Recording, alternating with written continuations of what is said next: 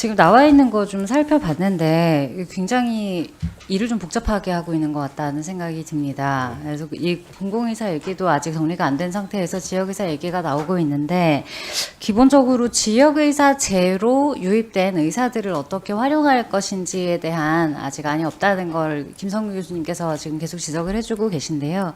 실제로 원하는 건 중증이나 응급을 잘 볼 수 있는 훈련된 의사죠.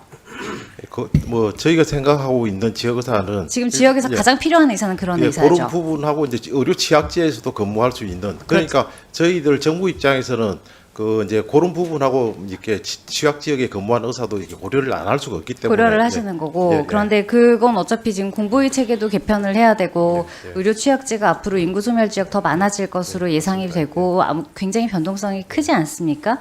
그래서 아까 좋은 수험생들을 좋은 훈련을 통해서 양질의 전문의로 길러내는 거 이렇게 말씀을 하셨는데, 기본적으로 이 일반 취약지에서 일반 의료를 보고 전원 정도를 어레인지하는 GP 정도의 의사를 양성하는 과정과, 뭐 심장 수술을 한다던가, 뭐 심근경색을 뚫는다던가, 외과 수술을 할 수 있는 의사는 양성을 하는 과정이나 기간이 완벽하게 다르고, 그 양성 과정에 있어서 필요한 이 하드웨어 혹은 이 주변 인력의 차이도 많이 크단 말이죠.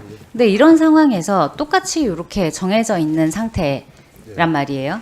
짧으면 5년, 뭐 길면 지금 15년까지도 얘기가 나오는 것 같은데, 그러면 결과적으로는 더 중증의, 더 위험한 의료를 진행할 수 있는 의사의 경우에는 양성 기간을 대부분을 지역 의사인 상태로 보내게 되는 겁니다. 그렇죠? 네. GP의 경우에는 6년 정도 하고 바로 투입돼서 1, 2년 트레이닝 하면 어느 정도 좋은 뭐 업무를 할 수 있을 겁니다. 그런데 뭐 심장내과 의사라던가 외과 의사라던가 이런 경우에는 그 정도의 퍼포먼스를 우리가 기대할 수가 없어요. 10년으로는. 전문의 한 3, 4년 차기 때문에 독립되게 할 수가 없고. 두 번째는 그만큼의 또 훈련된 간호사가 없는 곳에서는 훈련이라는 것 자체가 근본적으로 불가능합니다. 그런데 앞서서 저희 발제 자료에서 보니 지방의료원 25곳 중에 의사 부족이 14곳인데 간호사 부족은 24곳이다 이렇게 돼 있는데, 지금 유휴 간호사 인력도 굉장히 많죠. 분배의 문제가 똑같이 있는데, 여기에는 간호사라던가 의료기사도 똑같이 국가가 면허로서 관리를 하고 있는 직종이 있고, 똑같이 의료 취약지나 이런 곳에 결핍이 발생하고 있는데, 저는 개인의 자유 침해에 대한 위헌성은 매우 신중하게 접근을 해야 한다고 봅니다. 이 의사에서 한번 이 문이 열리면 앞으로 국가가 필요할 때 다른 종류의 국가가 부여하는 면허에 대해서도 똑같은 게 적용이 될 거예요. 그러면 앞으로 간호사나 의료기사들에 대해서도 이런 식의 제도가 똑같이 적용될 가능성이 있다고 해석이 될 우려가 있습니다. 여기에 대해서 보건복지부 측에 논의가 있으셨는지 하나 궁금하고, 두 번째는 지금 면허 취소가 위헌 소지가 없다고 했는데, 의사 면허는 면허죠. 그런데 의사 면허를 따고 나서 수련을 받고 나서 전문의 자격을 취득할 때는 의사 면허가 인정된 상태에서 자격이 가는 겁니다. 그런데 그 자격을 부여받았을 때 만약에 지금 정부가 부르는 필수과라고 하는 자격을 얻은 상태에서 그 이후에 만약에 안 하겠다고 했을 때 이 자격과 별개로 면허를 취소를 해버리면 이 자격에 대한 거는 퀄리피케이션이거든요. 오소라이제이션의 문제랑 좀 다른 거란 말이에요. 그러면 이때 분명히 또 여기에 대해서 이 자격에 대한 것도 취소가 되는 건지, 이게 말이 맞는 건지에 대한 논의가 분명히 있을 겁니다. 그런데 정부에서는 흉부외과 전문이다, 이러면 취소를 할 수가 없을 거예요.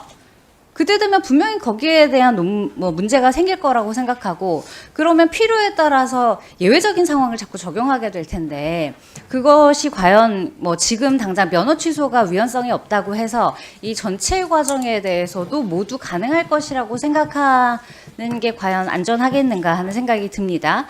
그리고 앞서서 계속 이 정조건 얘기가 나오는데, 제가 지역에서 필수과 의사로 일을 했을 때 제일 중요한 정주 여건은 환자입니다. 환자가 있는가. 환자가 만약에 넘쳐나잖아요. 소도시에 아무 인프라 없는데 뭐 갈만한 뭐 그 문화시설 없어요. 그런데 환자가 엄청 넘쳐납니다. 그럼 거기 병원 생깁니다. 그런데 지금은 우리나라에서 이런 환자들의 이동을 제한할 수 있는 허들이 전혀 없죠. 그리고 지금 나와 있는 지역의사들이 나와 있는 일본도 그렇고 독일도 그렇고 미국도 그렇고 우리나라에만 발생하는 수도권 정도가 아니죠. 극소수의 병원으로 집중되는 이 환자의 선택권이 물론 지금까지는 의료를 누리는 입장에서 좋았습니다만 뭐 저도 많이 누리고 있었기 때문에 이거 자체에 대해서는 막 강력하게 반대하기 어려우실 거라는 걸 이해는 합니다. 그런데 우리나라처럼 아무것들이 존재하지 않는 상태에서 이게 발생을 하면 예전에 군법무관 임용 시험 때도 지금은 뭐 그 공식 폐지가 됐습니다만 커트라인 자체가 달랐다는 것은 이미 자료로서 나와 있죠. 그러면 이 계급처럼 이원화가 되는 거에 대해서는 사회적인 인식은 피할 수가 없는 거예요. 그럼 여기에 대해서 대책이 있으려면 인식 개선 이런 걸로는 불가능합니다. 내 몸을 맡기는 거기 때문에 무조건 최고의 의사, 최고의 병원을 찾아가고 싶게 돼 있거든요. 그래서 이런 부분에 대해서는 조심스럽긴 하지만 국가적인 차원에서의 대책은 있어야 된다. 국민들의 이동을 강제할 수는 없겠으나 여기에 대한 대책이 있으신가? 여기에 대해서 답변을 좀 부탁드리겠습니다. 이제 일단 처음에 뭐 질문 주신 이제 중증 분야 그 이제 그 지역의사 같은 경우에는 10년이 좀 짧다 이렇게 말씀 주셨는데 저희가 그래서 이제 그 우리 이수진 의원님 그 제안해 주신 계약형 지역 필수사제 그거하고 이제 상호 보완을 하면은 이렇게 좋겠다 그런 생각을 가지고 있고 그런데 이제 예를 들어서 중증 분야를 이렇게 특히 뭐 전공을 했다 해가지고 10년 이상 뭐 다른 부분 다 10년인데 이 부분만 이제 15년 이렇게 할 수는 없지 않습니까? 그러니까 자연적으로 이제 저희가 프로그램을 잘 만들고 어떤 뭐 여건 인센티브라든지 요거 여건을 만들면서 계약형 필수사제하고 연계를 한다면은 뭐 제도의 안정적인 정착에 도움이 되지 않을까 그런 생각을 하고 있고 그리고 이제 간호사 부분으로까지 이렇게 확산될 부분에 대해서 검토를 하셨냐 물어보셨는데 이 부분은 저희가 아직까지 그 간호사 부분에 대해서는 검토를 안 했습니다. 그리고 저 면허 취소 관련해 가지고 이제 저희가 그 10년 동안 의무 복무 기간이 있지 않습니까? 그 중에 이제 그 의무 이행을 불이행을 한다면은 그 처음에는 이제 시정 명령을 하고 시정 명령에도 뭐 이렇게 계속 불이행 시에는 업무 정지를 합니다. 업무 정지를 3번 정도 하고 나서 이제 면허 취소가 되는 거고 면허 취소 후에도 그 나머지 잔여 기간이 있지 않습니까? 자기가 이제 의무 복무 기간 중에 예를 들어서 6년을 했다. 그럼 4년이 남았지 않습니까? 그때 면허 취소가 되면은 4년을 이렇게 다시 복무를 하겠다. 뭐 이런 것을 다시 이렇게 의사를 밝히면은 다시 이제 그걸 그 면허 취소를 이제 일정 기간 이후에 다시 면허를 줘서 할 수 있는 기회를 부여를 합니다. 그렇기 때문에 이게 이제 완전히 면허 취소된다 해가지고 뭐 앞으로 못하는 그런 건 아닙니다. 그래서 기회가 있는 거고요. 그리고 그 환자 에 대한 기회가 아니라 저는 정부 쪽에서를 얘기하는 건데 흉부외과 의사인데 저 안 하겠습니다 했을 때 그 예. 전문의 자격을 날려버릴 수 있을 상황일 건지 저는 그렇지 않을 거라고 보거든요. 예외가 생길 건데 거기에 대한 대책이 있으시냐는 거죠. 그러니까 그 의원님 그 뭐 다른 나라 사례도 마찬가지입니다. 일본 같은 경우나 다른 나라 사례도 마찬가지인데 일단은 의무 복무 기간 이후에 이제 본인들이 그 계속 그 흉부외과 그 부분을 할지 말지는 이제 본인의 선택권에 이제 달려 있는 부분이고 그렇기 때문에 저희가 이제 지역 필수 의사제도 이렇게 한 해만 하는 게 아니고 계속 꾸준히 할 수 있도록 이렇게 하는 거고 유출은 어느 정도 유출은 이제 불가피하다고 생각되지만은 뭐 그 이제 특히 이제 특수 분야나 이제 필수 분야에 대한 이제 의사 이제 전문의들에 대한 지원은 그 부분 좀 더 강화를 하면서 추진을 해 나가야 될 것 같습니다.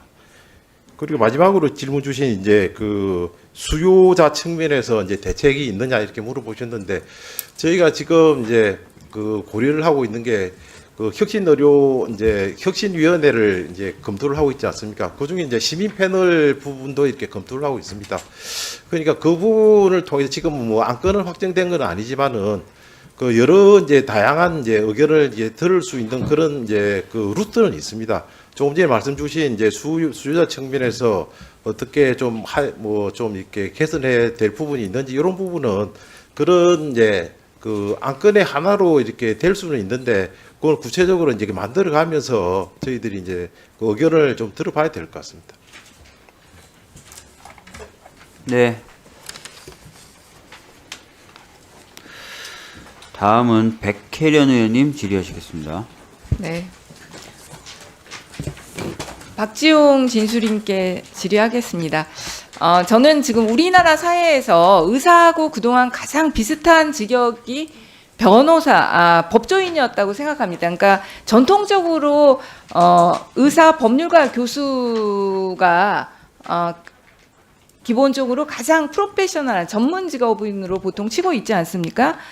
그런데 이 지금 지역의사제와 가장 이혼 시비가 비슷한 사건이 저는 군 법무관 제도였다고 봐요. 군 법무관은 10년을 근무해야만 변호사 자격이 유지됩니다. 그리고 그 조항에 대해서 헌법재판소의 판단이 있었죠. 명확하게. 군 법무관 15로 임용된 때로부터 10년간 근무해야 변호사 자격을 유지하도록 한 군 법무관 의무 복무제도에 대해서 직업 선택의 자유를 침해하지 않는다는 합헌 결정이 명백하게 내려졌습니다. 저는 이것이 바로 이 지역의사제 법률에 바로 적용되는 판결이라고 생각해요. 교수님은 어떻게 생각하세요? 예, 지금 말씀 주신 대로 가장 이제 유사한 선례라고 이제 생각을 하고요. 그리고 말씀 주신 대로 그 6분의 헌법재판관이 합헌 의견을 내셨고 3분이 위원 의견을 내셨는데 그 중에 한 분이 김종대 재판관은 전부 위원 의견을 내셨는데 그 부분은 이제 그 금전적 제재만으로도 입법 목적을 달성할 수 있지 않느냐라고 하는 부분이었는데 지역의사제 같은 경우에는 이제 의사 직역의 이제 특성상 금전적 제재만으로는 의무 복무를 달성할 수 없다라고 측면이 하나 있고요. 그 다음에 이제 2분의 재판관은 일부 위원 의견을 내셨는데 그 위원 부분은 이제 본인의 귀책 사유 없이 10년간 복무를 못한 경우에도 변호사 자격을 부여하지 않고 있었거든요. 군법무관법은. 그 부분이 위헌이다라고 했는데 지금 이제 발의된 지역의사제 같은 경우에는 그런 귀책 사유 부분을 고려를 하고 있기 때문에 오히려 더 그런 위헌성을 지적한 부분이 보완되고 있다. 그래서 오히려 더 합헌적인 측면이 조금 더 강화되는 거 아닌가 그런 생각합니다. 그렇습니다. 제가 보니까 지금 이 지역의사제 법안을 가지고 이혼 논란을 벌이는 거는 그동안의 판례에 비춰서 무의미하다고 보입니다. 가장 유사한 군법무관 사례에서 그랬고 공중보건이 복무기간이 현역병보다 현저히 길다는 점에 대한 헌법소원에서도 그냥 아예 각하했어요. 그거는 그 정도로 어떻게 보면 헌법재판소의 입장은 저는 명확하다고 보기 때문에 이 지역의사제를 가지고 헌법 논란을 벌이는 것 자체는 좀 무의미하다. 그리고 유지용 의원님 아까 뭐 흉부외과 같은 예외적인 상황이 생길 수 있다고 말씀하셨는데 전쟁이 발발한다든지 이러면 저는 예외적인 고려를 해야 될지 모르겠지만 법이라는 것은 기본적으로 일도 양단입니다. 그래서 그건 당연히 뭐 자격 발달이 돼야 되는 것이 아닌가. 본인이 그것을 알고 지원을 했는데 그런 그 조건을 충족하지 못했다면 그건 당연히 그래야 된다고 봅니다. 지역 의사라는 것을 알고 자기가 본인이 선택을 한 것이기 때문에 그것은 당연히 법에 따라서 그렇게 판단이 돼야 되는 것이라고 보이고요. 저는 이제 지역의사제에서 이 이혼 여부는 전혀 논란거리가 아니다. 다만 우리가 지역의사제의 성공적인 정착을 위해서 정말로 지역의사제로 들어갔다면 그분들이 10년만이 아니라 그 이후로도 지역에서 일할 수 있는 환경을 조성하는 것, 그것이 우리가 지금 고민하고 함께 해야 되는 과제가 아닌가, 이런 말씀을 먼저 드리고 싶습니다. 그리고 김영수 진수인한테요. 지금 이제 뭐 지역에 이렇게 남게 하기 위해서 주거, 뭐 경력 개발, 추가수 등 다양한 지원책이 있어야 된다고 말씀을 하셨잖아요. 그 중에서도 특별하게 더 장기적으로 지역에 남는 게 더 중요하다고 생각되는 어떤 뭐 요소가 있으실까요? 3년 전에 오키나와에 이제 가서 이제 지역의사제 학생들 그리고 지역의사제 출신 의사들을 인터뷰를 했습니다. 근데 알게 된 거는 이제 입학할 때 바로 부지사, 도지사가 밥을 사줍니다. 예, 지역에서 뽑았고 지역에서 정말 소중한 의원이기 때문에 이제 그 지역에서는 이제 가장 높은 이제 선출직 공무원이 이제 밥을 사주면서 그 제도가 시작이 됩니다. 그 정도로 지역 사회의 어떤 지원을 받고 사랑을 받고 기대를 받는 이런 체계가 그때부터 시작되기 때문에 저희가 졸업반, 그러니까 6학년 학생한테 물었을 때 어떤 과를 가고 싶냐 물었더니 그 학생은 뭐 가고 싶은 과가 있긴 했지만 지금은 지역사회에서 필요로 하는 과에 가겠다. 이렇게 얘기를 합니다. 그 정도로 사실 이건 정말 어려운 문제고 교육의 문제긴 한데 어떤 지역사회 그리고 의과대학 그리고 그 지역의사를 지원하는 기관 그리고 주민 모두가 조금 지역의 좀 필수적인 안전을 지키는 중요한 인재라고 생각하고 잘 키워나가는 거 그게 어떻게 보면 드러나지 않지만 중요하다고 생각합니다. 지역 의사들에 대한 존중 네, 존중받고 잘할 수 있도록 네, 교육을 하는 거라고 생각합니다.